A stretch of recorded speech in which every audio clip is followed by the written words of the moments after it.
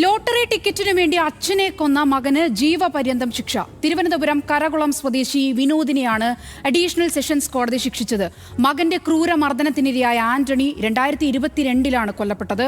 വിവരങ്ങളുമായി തിരുവനന്തപുരത്ത് നിന്നും ഹാൻസ് ജോൺ ചേരുന്നുണ്ട്. ഹാൻസ്, ഒരു ലോട്ടറി ടിക്കറ്റിനു വേണ്ടി സ്വന്തം അച്ഛനെ കൊന്ന് മകൻ, എന്താണ് ഈ കേസിന് ആസ്പദമായ സംഭവം?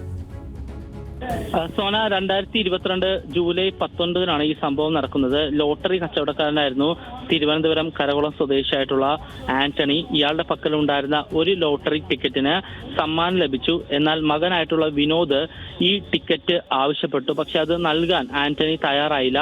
ഇതിൽ പ്രകോപിതനായിട്ടാണ് ആന്റണിയെ വിനോദ് ക്രൂരമായി മർദ്ദിച്ച് കൊല ചെയ്യുന്നത്.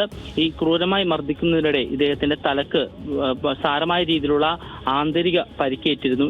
ഇതിനുശേഷം മെഡിക്കൽ കോളേജിൽ ചികിത്സയിലിരിക്കെ 1 മാസത്തിന് ശേഷമാണ് ഈ ആന്റണി മരിക്കുന്നത്. ഈ കേസിലാണ് ഇപ്പോൾ തിരുവനന്തപുരം അഡീഷണൽ സെഷൻസ് കോടതി ശിക്ഷ വിധിച്ചിരിക്കുന്നത്. പ്രതിയായിട്ടുള്ള മകൻ വിനോദിന് ജീവപര്യന്തം തടവ് ശിക്ഷയും അതിനോടൊപ്പം തന്നെ 50,000 രൂപയുമാണ് പിഴയായിട്ട് കോടതി വിധിച്ചിരിക്കുന്നത്. ഈ കേസുമായി ബന്ധപ്പെട്ട് 16 സാക്ഷികളെയും 47 രേഖകളും 3 തൊണ്ടിമുതലുകളും പരിശോധിച്ചതിന് ശേഷമാണ് കോടതിയുടെ ഈ വിധി വന്നിരിക്കുന്നത്. ഈ പിഴ 50,000 രൂപ പിഴ ഒടുക്കാത്ത പക്ഷം 8 മാസം അധിക തടവ് ശിക്ഷയ്ക്കും ഉത്തരവുണ്ട്. സോന.